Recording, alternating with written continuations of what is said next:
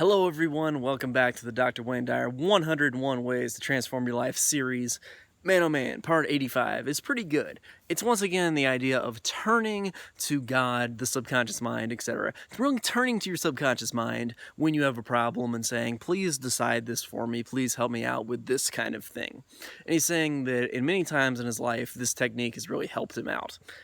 I think this one is particularly useful because when we have a subconscious mind that is programmed to be very positive, it's programmed to be useful to us, all that kind of stuff, naturally it is bubbling with ideas that are, but only if we ask for them. It goes to the whole phrase of ask and it shall be answered, knock and the door shall be opened unto you kind of idea.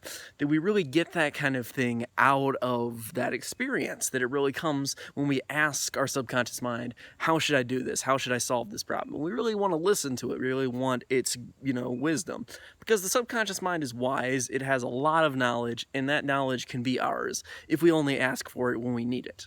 Now, we shouldn't always just turn to our subconscious mind. There are a lot of things we can solve logically, and the subconscious mind generates emotions, and there are things we like about it and things we don't like about it. But it is a huge source of help, knowledge, and assurance when we program it positively. So if you're not doing your affirmations on a day-to-day basis, try doing some affirmations, particularly the one every day in every way I am getting better and better. If you can use your affirmations effectively, you can really program your subconscious mind in that direction. There are other techniques that I can share later on how to do that, but that's where I'd recommend you start.